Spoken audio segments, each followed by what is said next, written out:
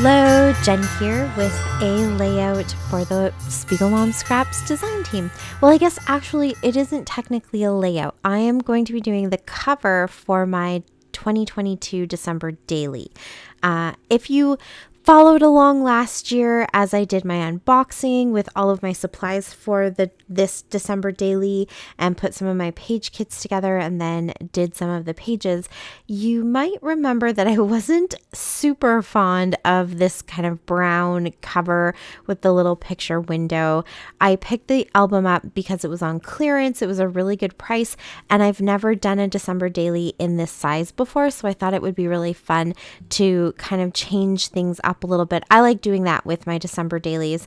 So I was kind of going for the size and the price of the album, but I don't necessarily love the color or just like the general kind of like feel and texture of this album. And truthfully, I thought I would probably just cover it with some fabric, but I actually did that for my cover in 2021. And so I wanted to maybe see if I could think a little bit outside the box and come up with something a little bit more creative. So I kind of put that on hold and was just thinking about it over the course of the year.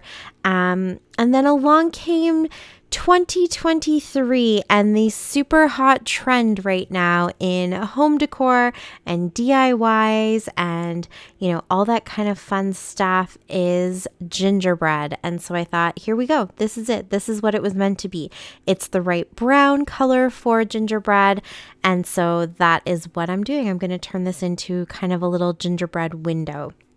So I don't have to do anything to prep the album itself, which is really nice. I truthfully will let you know that I wasn't entirely sure which mediums would stick onto the album. So I was prepared to experiment a little bit if I needed to, just to make sure that whatever I use on the album is actually going to work and kind of hold. But I kind of nailed it on the first try. So you'll see that a little bit later. But to cover the little window, I thought it would be really fun to do a shaker pocket. And so I pulled out a bunch of Wild Whisper stuff. I was actually going to do this as part of my Wild Whisper live last Wednesday. And then I had two projects prepared. I was going to do either the cover of my album or create some watercolor Christmas cards, and I let the viewers decide, and they chose on the Christmas cards, which is in hindsight probably a good thing because this album definitely took me a lot longer than I thought it would, and I've kind of kept a lot of that video here for you because I wanted you to see all the little steps.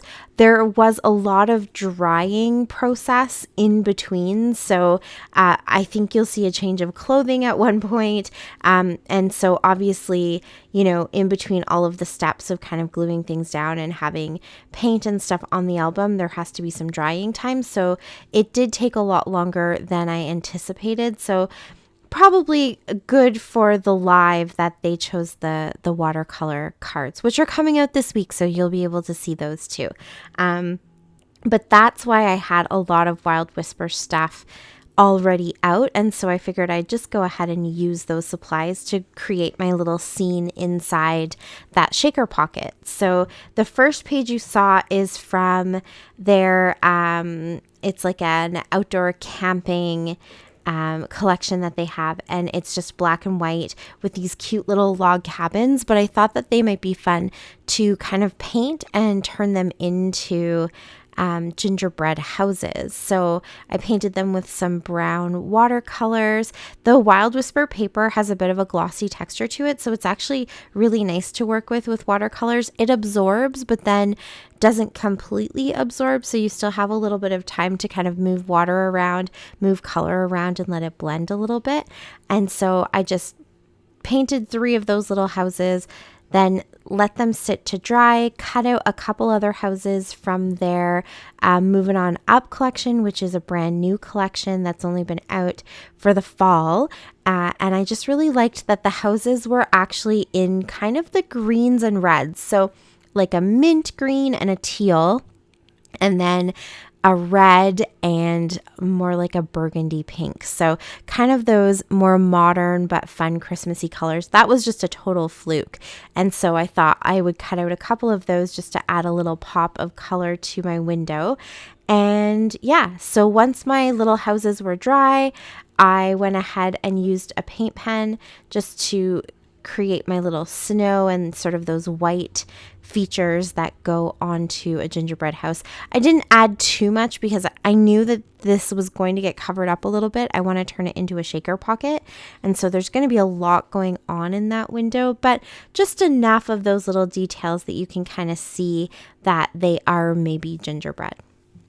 And so here are the pieces that I'm going to use to put this shaker pocket together. So I've got that background paper that came from a Recollections pad that I got a couple years ago, one of their hot buys.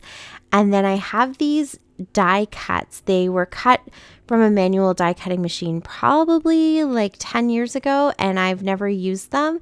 And so I thought this would be a really good opportunity to just use this to get a little bit of movement in my shaker pocket and a little bit of dimension, because I can use the two of them to kind of layer my dimension up.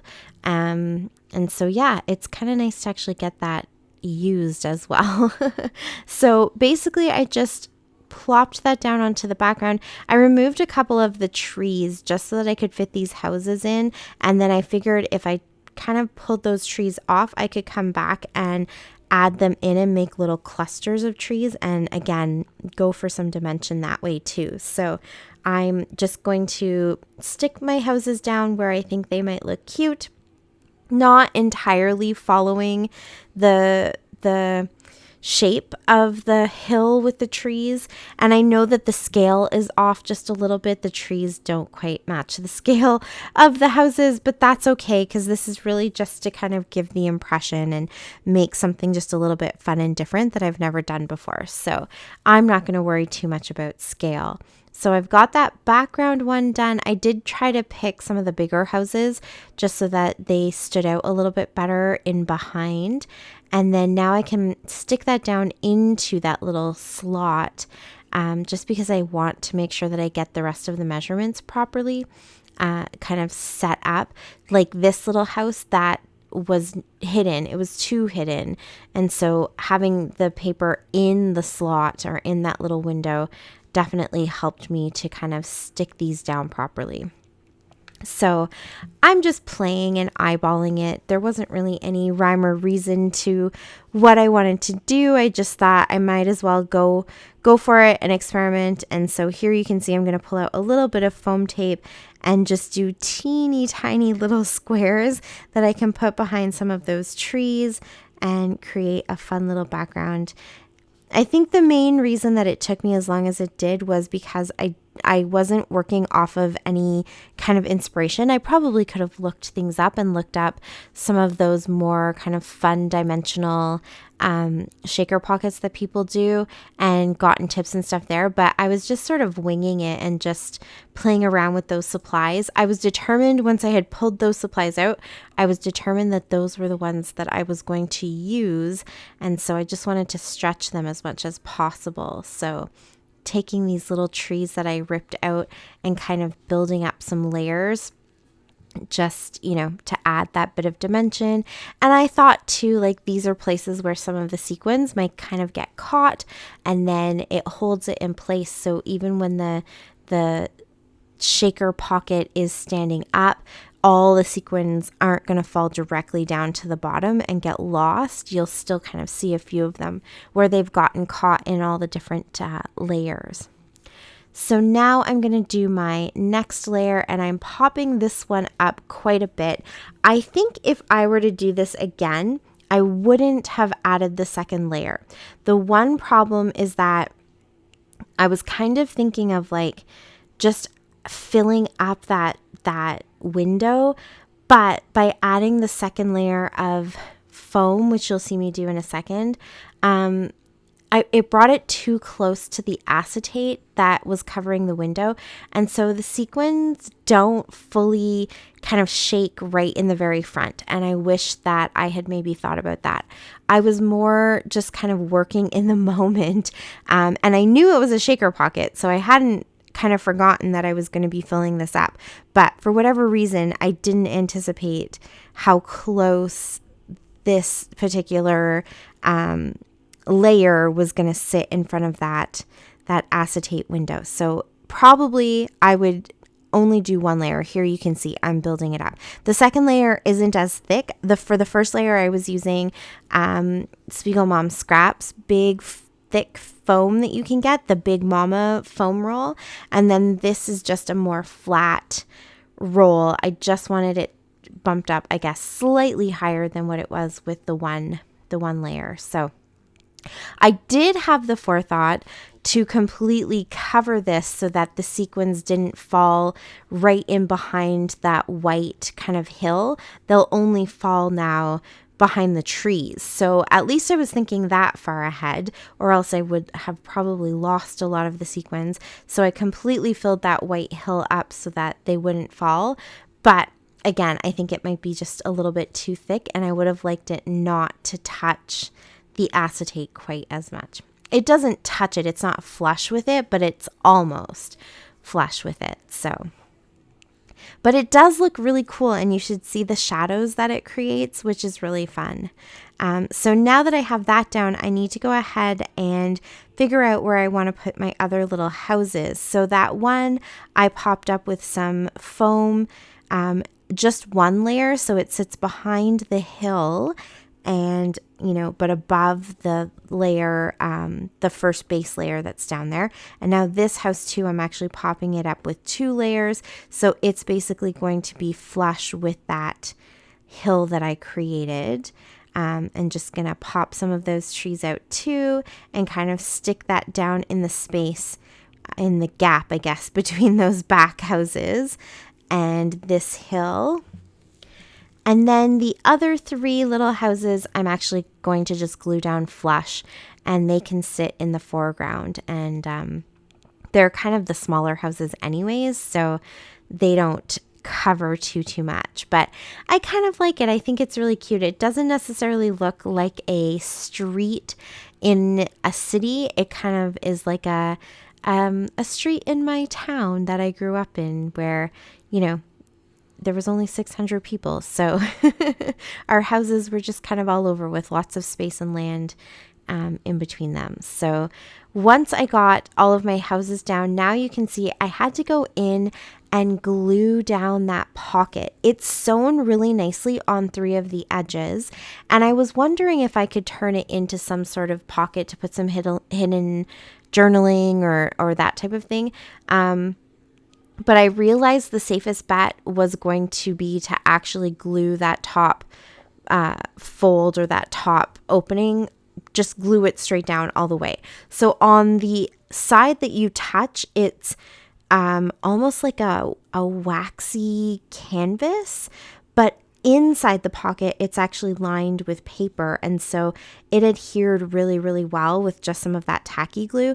It adhered down really nicely. And so when I realized that was going to work the best, I kind of thought, I'm not even going to bother trying to make it into a little pocket. I'll just go ahead and glue it right down, let it dry, held it down really well, let it dry.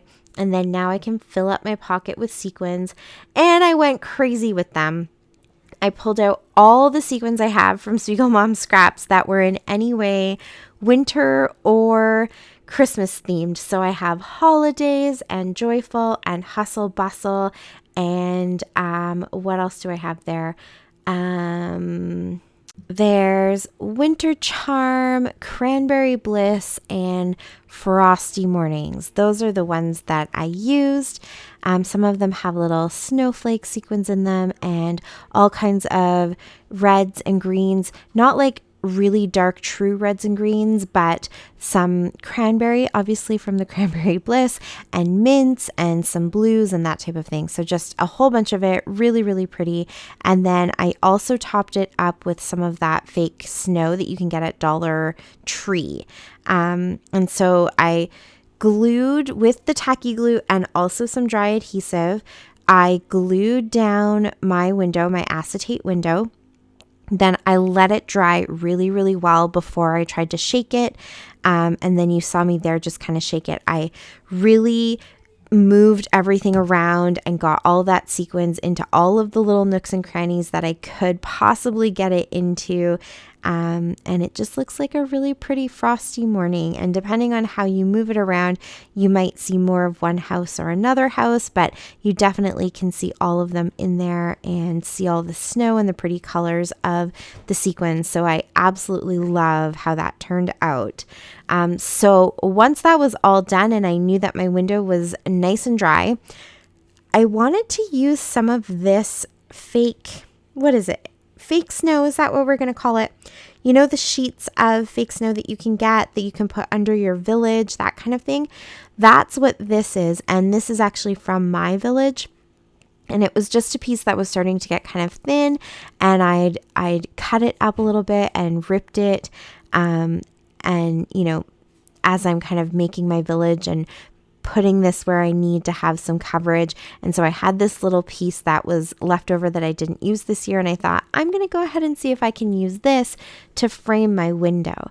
I also did think about actually putting the panes in and like making a window sill and making this look like a window. But then I decided not to. I put all that work into putting all the houses in there and filling it up with all that sequins and making sure everything was popped up properly with all kinds of dimension. And so I decided not to go ahead and put the window pane down. But I think that would look really good if you wanted to kind of do that as an extra step to make it look like an actual window.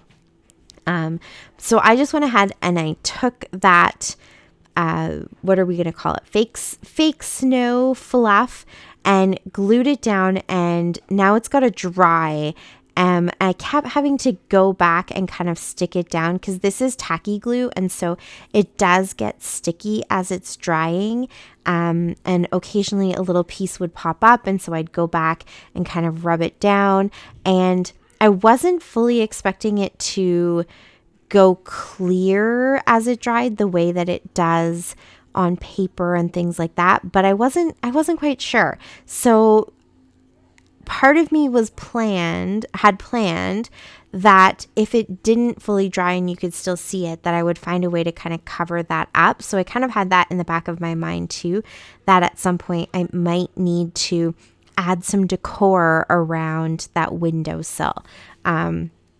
But it's still drying, so I didn't know. So I decided to just go ahead and move on to the actual kind of gingerbread decorating portion. So my first go-to was my paint marker. This is also from Dollar Tree, and while it works really, really well, surprisingly well for something from Dollar Tree, I didn't know how it was going to work on the album. But as you can see, it is fantastic. It's maybe not as thick, the paint, as like a Posca paint pen or any of those, but I think it covered really, really well. And so I did go ahead and draw all of my details. I got that little kind of icing drip up at the top. I kind of colored it all in and then went back over it when it had dried a little bit. It also dried quite quickly on this textured plasticky kind of texture. So I was really, really happy with how it worked, and maybe would have just left it, but I had my heart set on some puffy paint too. So here you can see I'm going to come back in and add the puffy paint, and I do go over a lot of the details that I used my marker for, but I think that's okay. I think the puff paint is just like white fabric paint, it just is so much whiter, like a pure white, and definitely gives that texture of icing. And so that's why I really wanted to use it.